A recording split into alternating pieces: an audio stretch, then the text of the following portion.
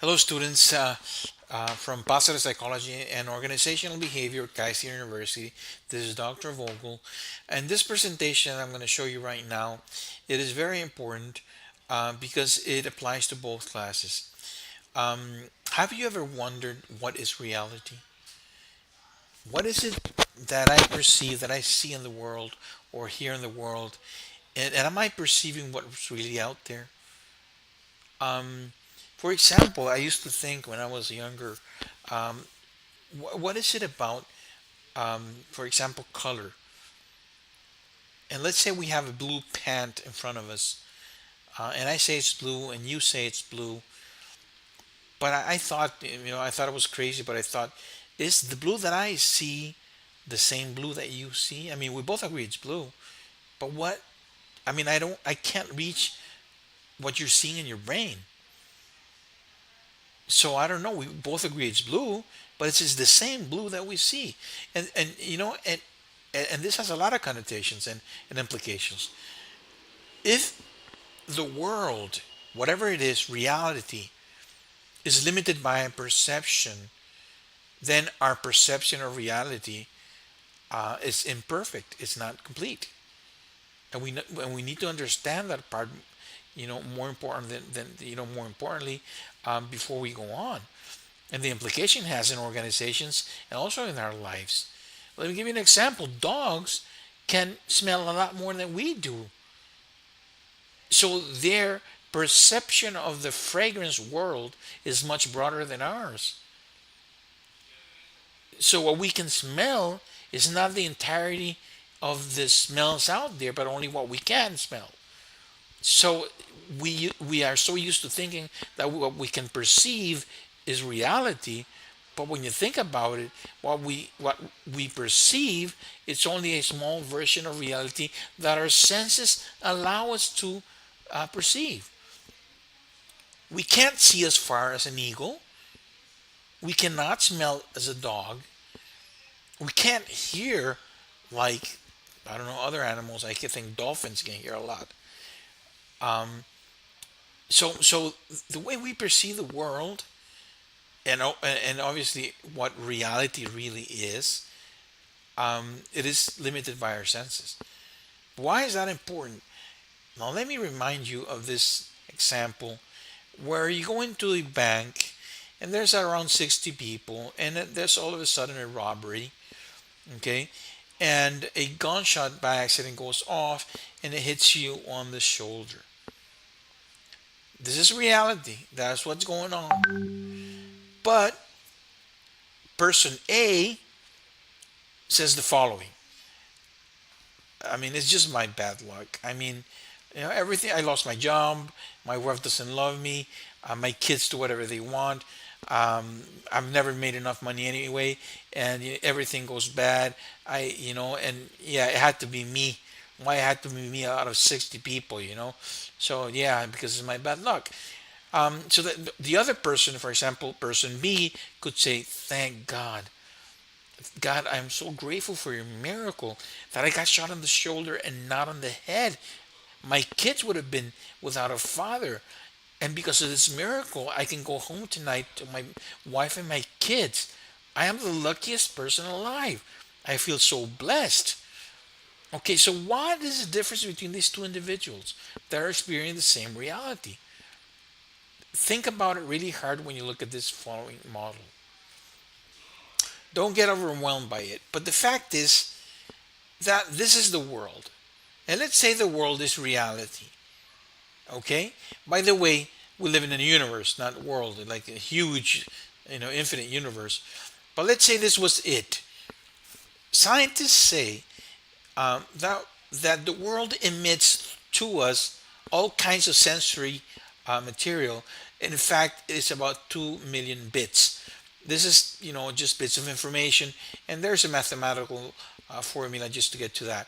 But the point is that we can't process this many inputs. For example, we just so many shapes and colors and everything.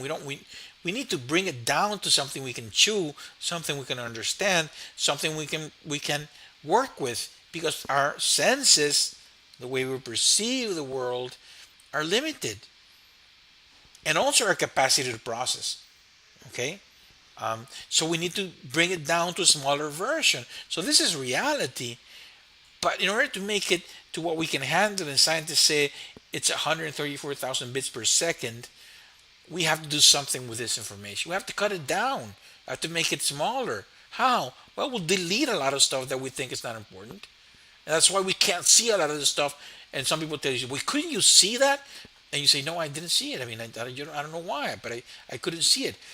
The other way you do it, you distort it in a way that it fits, your idea. Okay, that way we can make it understandable, make it smaller. Or you generalize. For example, all Chinese are skinny, or all Japanese have pimples. Or I mean, I'm just trying to say that in order for us to get from here to here, we do all kinds of things to bring it down to a smaller portion of information, which we call a collage. And all it is this information is how we make a collage about the world, about reality, and that's our reality. That's how we perceive reality. But does it mean it's the same? No, it's a smaller version, our own version of reality with our own methods of deleting, distorting, and generalizing. Okay? Which is different for everyone. So, um, 134,000 bits is our collage. And imagine a collage that, just a poster where you put pictures and everything. Everyone can make a different collage. And usually, yeah, because it's everyone looks at the world differently. Then what happens with this collage, this piece of reality in this moment? Well, we have to find a way to give some meaning to it. And the only way we do that, and this has to do, by the way, with constructivism. Just remember, constructivism. You don't have to know it for this course or any course right now, because that's learning. That's the psychology of learning. But the fact is that you have stuff stored in your head, realities or versions of reality or things, that when you compare this new situation with what's stored, and you compare whether they match, and once they match, well, you say, yeah, that's, and you give them meaning. That's where meaning comes from. You can't assign meaning to anything unless this process happens. But you do remember that one of the victims of the bank robbery gave, different meaning to the same event. So obviously they were feeling differently. One of them is feeling blessed, the luckiest person alive, and the other one was feeling cursed, or the unluckiest person alive. And they had different actions and behavior. One of them went home, started drinking, beat his wife, kicked the dog. He felt unlucky. The same thing happened, the same reality. He used different methods to bring this to here and here.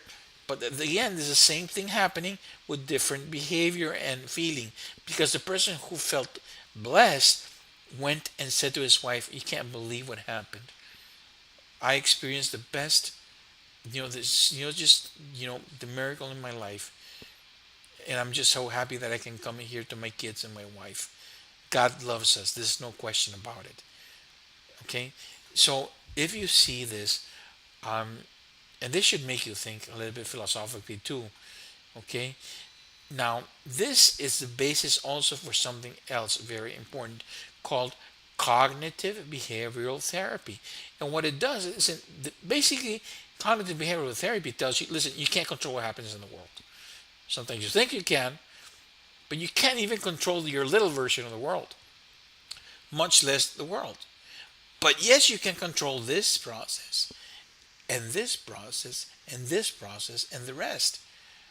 So what you do is, if you have a person that's feeling depressed, anxious, panic attacks, or you try to correct this process, so then they feel better.